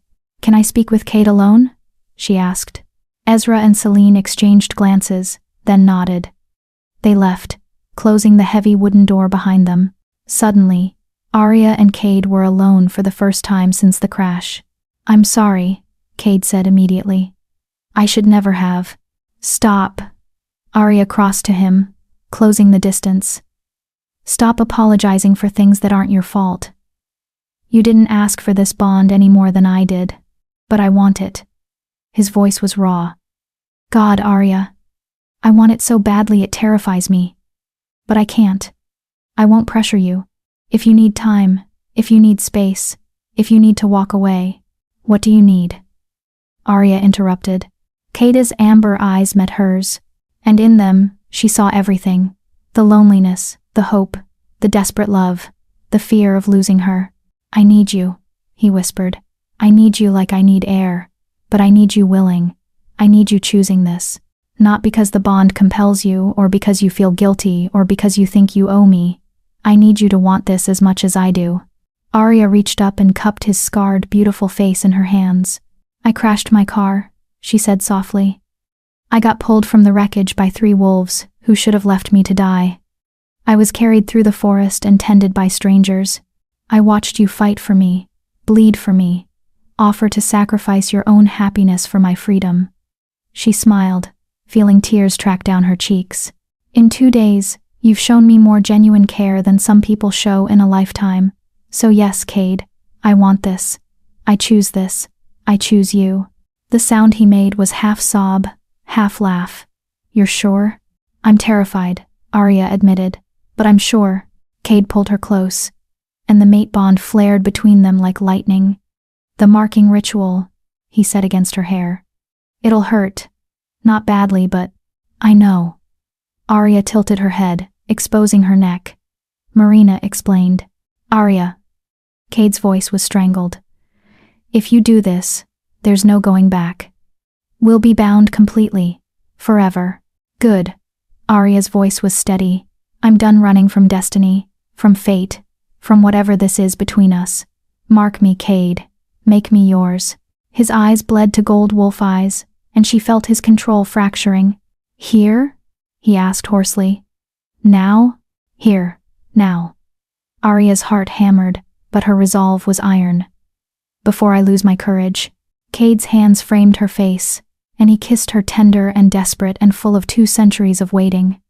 When he broke away, his canines had lengthened, and his amber gold eyes blazed. "I love you," he whispered. "I'll love you until the day we die. And if there's anything after, I'll love you there too." "Then prove it," Arya breathed. Cade's mouth found the junction of her neck and shoulder. She felt his breath, hot against her skin, felt the sharp points of his canines, felt the mate bond gathering itself like a storm about to break. Then he bit down. Pain lanced through her sharp and bright and right. The mate bond exploded outward, no longer a tentative connection but a roaring flood of sensation. She felt Cade's love, his relief, his fierce protectiveness, felt his wolf's triumphant howl, felt every emotion he'd been holding back crash over her in waves. And she felt herself changing. Not physically, she was still human, but something fundamental shifted inside her. She could feel Cade now, not just emotionally but physically, could sense his heartbeat as clearly as her own, could feel the pack bonds spreading out from Ezra and Celine like a web, and her own thread connecting to them through Cade. She was pack now, truly, completely pack. When Cade released her, blood stained his lips. The bite mark on her shoulder was already healing, but Arya knew it would scar. A permanent reminder of this moment. This choice. "How do you feel?" Cade asked, his voice reverent. Arya considered. The pain was fading, replaced by a warmth that spread from the bite mark through her entire body. She felt connected in a way she'd never experienced, grounded, complete. "I feel like I've been wandering my whole life," she said softly. "And I finally found home." Cade's smile was radiant. He kissed her again, gentle this time, and she tasted her own blood on his lips mixed with salt from his tears. The door opened, and Ezra entered with Celine. "It's done," Ezra said, seeing the mark on Arya's shoulder. It wasn't a question. "It's done," Cade confirmed. Ezra nodded slowly. "Then welcome to Blackwater Pack, Arya Thorne. May your bond be strong and your enemies foolish."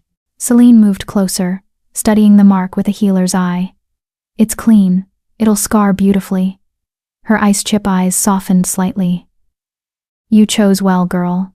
Not many would have the courage to bind themselves to a wolf in the middle of a war." "Maybe I'm just stubborn," Arya said. "Stubborn keeps you alive." Celine almost smiled. "I like you, hunter's daughter. You have spine." A howl echoed through the cave system, long and mournful and full of warning. Ezra's expression hardened immediately. The perimeter watch. Someone's coming. Within seconds, pack wolves were moving through the corridors with military precision. Ezra strode toward the entrance, Celine at his side. Cade kept Arya close, his body tense and ready. They emerged into the main cave to find Ash supporting Riker, both looking grim. "What is it?" Cade demanded. "Hunters," Riker said, his voice weak from silver poisoning but still carrying authority. "At least 50, maybe more, and they're being led by—" A new voice echoed through the cave entrance. familiar, warm. The voice that had read Arya bedtime stories and taught her to track deer and told her he loved her every single day. "Arya," Daniel Thorne called. "Arya, sweetheart, I know you're in there. Come out, let's talk, please." Arya's blood turned to ice. Her father had come, and he'd brought an army. Chapter 10. The Choice. Arya stood frozen, her father's voice echoing through the cave like a ghost from her old life. "Arya, please." Daniel Thorne's voice cracked with emotion. "I know what Captain Thorne tried to do. I know you're scared, but I'm not here to hurt you. I'm here to bring you home." Cade's hand found hers, squeezing gently.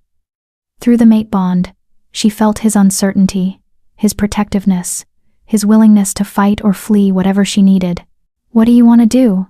he whispered. Arya looked at him, this man she'd known for 2 days but felt like she'd known for lifetimes.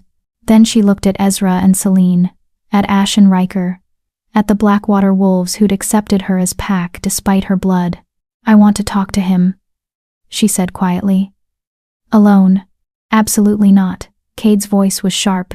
"He brought 50 hunters, who will start shooting the moment they think their leader is in danger." Arya met his amber eyes.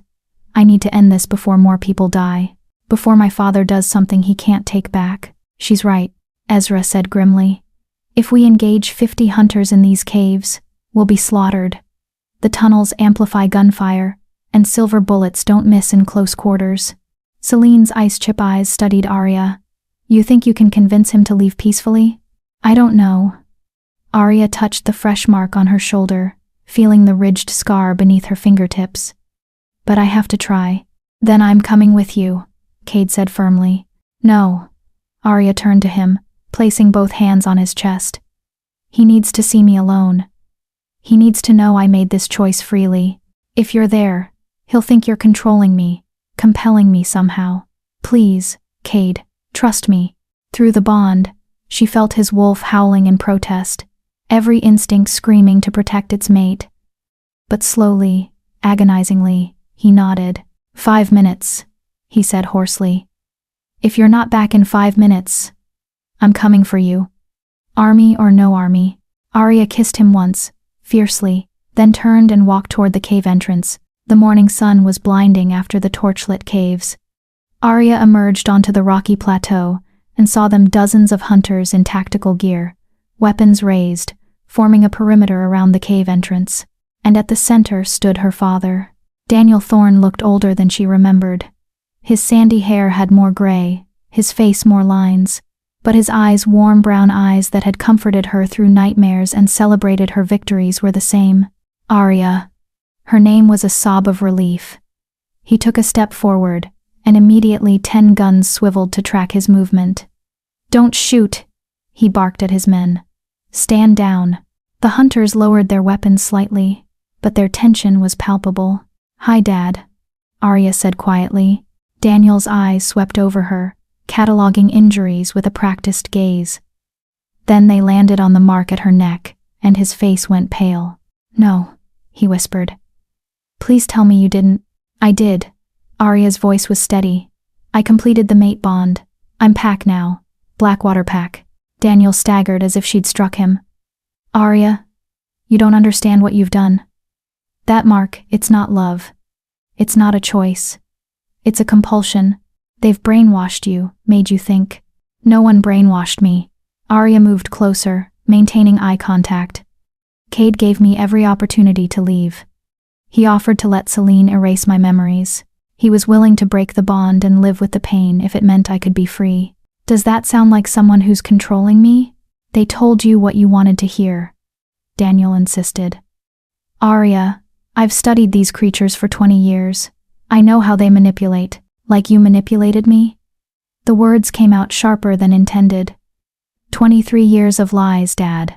23 years of training me to track and fight without telling me why, making me complicit in murder without even knowing it." Daniel flinched. "I was protecting you. You were using me." Arya's voice broke. "Every camping trip, every survival lesson, every time you taught me to read tracks or identify weak points, you were grooming me to be a hunter, to hate the same things you hate, to kill without question. I taught you those things to keep you alive, Daniel said desperately. The world is full of monsters, Arya. Real monsters. And I needed you to be able to defend yourself if they ever found you. Is that what you tell yourself? Arya asked softly. That you're protecting people? Because from where I'm standing, you're the monster, Dad. You kill families. You slaughter innocent people whose only crime is being different from you. They're not people. Daniel's control cracked. They're animals that wear human faces. They kill for sport, for territory, for won, for survival, Arya interrupted. Just like you do. The only difference is that they're honest about what they are. You dress up murder in uniforms and protocols and call it justice. Daniel was quiet for a long moment, his expression tortured. Did he tell you what happened to your mother? He asked finally. Arya froze. What? Your mother? Daniel's voice was hollow. She didn't die in a car accident, Arya. That was the story I told you because you were too young to understand. The truth is that your mother was killed by a rogue wolf. Torn apart while I watched, helpless to save her. The ground tilted beneath Arya's feet. No, she whispered. I was a civilian then, Daniel continued, each word careful and precise. A normal man with a normal life. But after I buried what was left of her, I swore I'd make every wolf in these mountains pay. So I joined the coalition. I trained. I learned to hunt the things that had destroyed my world. His brown eyes were bright with tears. Everything I've done, I did for her. For you. To make sure no one else has to lose someone they love to those monsters. Arya felt tears streaming down her face. Dad, come home, Daniel said, extending his hand. Please, sweetheart, come home. We can fix this. There are rituals that can break a mate bond. It'll hurt, but you'll be free. You can have your life back. For a heartbeat, Arya wavered. This was her father. The man who'd raised her, protected her, loved her through every scraped knee and broken heart. How could she choose strangers' wolves over him? Then the mate bond pulsed, warm and steady. She felt Cade's love, his faith in her, his certainty that whatever she chose would be right. She felt the pack connections spreading out like roots, grounding her, supporting her. She thought about Cade fighting for her despite his wounds. Riker drawing hunters away knowing he'd be caught. Ash taking a bullet meant for her. Celine offering to sacrifice herself for strangers. And she thought about Captain Thorne's casual cruelty. About Damien's betrayal and death. About her father's army surrounding the cave. Ready to slaughter everyone inside because they were different. I'm sorry about Mom, Arya said quietly. I'm sorry you lost her. I'm sorry you've been living with that pain for 23 years. She lowered her hand, leaving his extended one empty. But I'm not coming home. Daniel's face crumpled. Arya, the wolves didn't kill Mom, Arya continued. One rogue wolf did. One criminal. That doesn't make them all guilty, any more than one human murderer makes all humans guilty. You taught me that once, remember? When I was 8 and afraid of strangers because a man had tried to grab me at the park. You said I couldn't judge everyone by the actions of one person. That's different. It's not. Arya's voice was firm. You're punishing an entire species for what one wolf did. And in the process, you've become exactly what you claim to hate. A killer without mercy. I have mercy, Daniel said desperately. I'm showing it now by offering you a way out. But if you refuse... He gestured to his men. I have orders. Arya, from the coalition. Every wolf in that cave is marked for death. Including the one who marked you. The threat hung in the air like poison. Then you'll have to kill me too, Arya said calmly. Because I won't let you slaughter my pack. And yes, Dad, they're my pack now. My family. The people I've chosen to stand with. I can't lose you, Daniel whispered. You're all I have left of her. Then don't lose me. Arya moved closer, close enough to touch him. Walk away. Tell the coalition the wolves escaped. Tell them whatever you need to tell them. But let us go. Please. Daniel stared at her, and she saw the war raging behind his brown eyes. Love versus duty. Father versus hunter. The daughter he'd raised versus the monsters he'd sworn to destroy. If I let them go, he said finally, his voice breaking. The coalition will brand me a traitor. They'll hunt me too. Then come with us. The words surprised Arya even as she said them. Not as a hunter. As a father, we can protect you. The pack, I can't. Daniel's voice was hollow. I've killed too many of them, Arya. There's too much blood between us. They'd never accept me, and I couldn't blame them. Then what? Arya asked desperately. We just stand here until someone starts shooting? Daniel looked past her at the cave entrance, where she knew Kade and the others were watching. Then he looked at the mark on her shoulder, permanent, undeniable proof that she'd chosen wolves over her own blood. I have another daughter, he said quietly. In the city, Stephanie. She's yours and your mother's age. Her mother, my second wife, left us years ago, but Stephanie stayed. She doesn't know about the hunting. I kept her safe, like I tried to keep you safe. He met Arya's eyes. If I let you go, I need you to promise me something. What? If anything happens to me, you'll watch over her, protect her from this world, from the coalition, from rogue wolves, from everything. Promise me, Arya. Arya's throat tightened. I promise. Daniel nodded slowly. Then he turned to his men. Stand down, he ordered. Sir? One of the hunters looked confused. The orders? I said stand down. Daniel's voice carried the weight of 20 years of command. The wolves are gone. Escaped through the back tunnels. We missed them. But sir, we have the cave surrounded. Are you questioning my report, soldier? Daniel's tone went ice cold. Because if you are, we can discuss it with the Coalition Oversight Committee. Along with how you let 50 hunters get outmaneuvered by a handful of wolves. The hunter paled and stepped back. No, sir. You're right. They must have escaped. Daniel turned back to Arya one last time. Go, he said quietly. Before I change my mind. Before my conscience catches up with my heart. Arya wanted to hug him, wanted to tell him she loved him, wanted to bridge the chasm that had opened between them. But there were too many bodies in that gap, too much blood, too many lies. Thank you, she whispered instead. Don't thank me. Daniel's voice was raw. Just be happy, live well, love that wolf of yours with everything you have. Because life's too short for regrets, and I have enough for both of us. He gestured to his men, and they began to withdraw, moving back toward the tree line in precise formation. Daniel lingered for just a moment, drinking in the sight of his daughter alive, marked, chosen by wolves. Then he turned and walked away. Arya stood alone on the plateau, watching him disappear into the forest. She felt the mate bond pulling at her, Cade's desperate need to be near her, but she needed this moment. Needed to say goodbye to the life she'd had and the father she'd thought she'd known. I love you, Dad, she whispered to the empty air. Then she turned and walked back into the cave. Cade caught her the moment she crossed the threshold, pulling her into his arms. She buried her face in his chest and let herself cry for her mother, for her father, for the innocent girl she'd been just 3 days ago. It's over, Cade murmured against her hair. You're safe. We're all safe. Ezra approached, Celine at his side. Your father is a remarkable man, he said quietly. Conflicted, broken, but remarkable. Few hunters would make the choice he just made. Will he be okay? Arya asked. I don't know.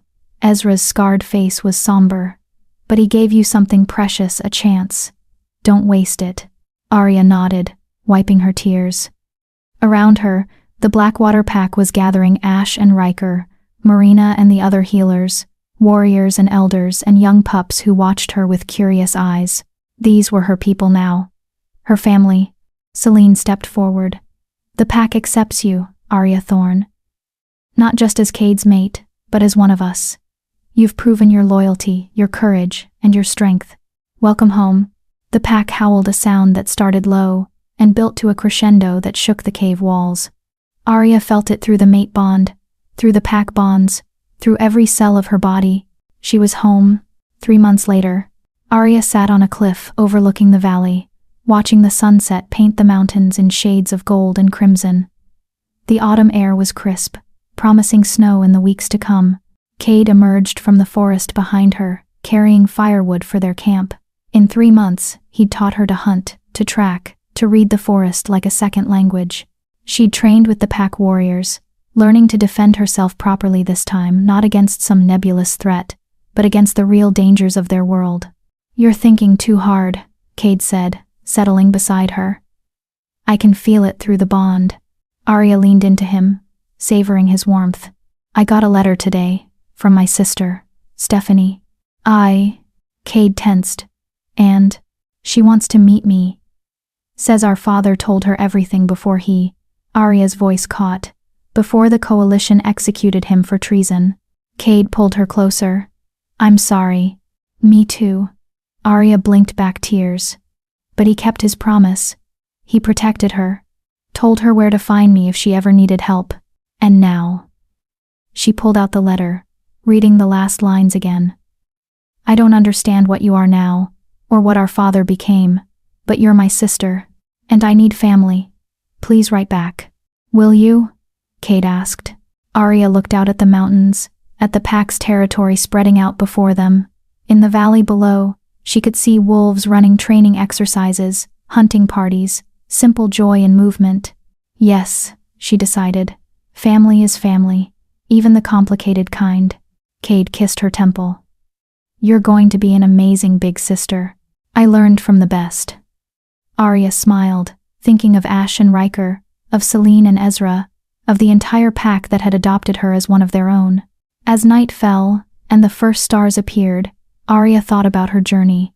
The crash that had changed everything. The wolves who'd saved her. The father who'd let her go. The bond that had made her whole. She'd lost one family and gained another.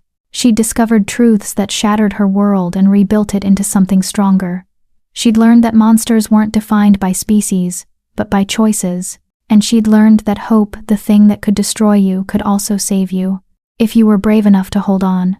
Cade's hand found hers, the mate bond humming between them steady, eternal, unbreakable. Ready to go home? He asked. Arya squeezed his hand, feeling the pack bonds pulling at her, calling her back to the den where warmth and family and belonging waited. Yeah, she said, standing and pulling him up with her. Let's go home.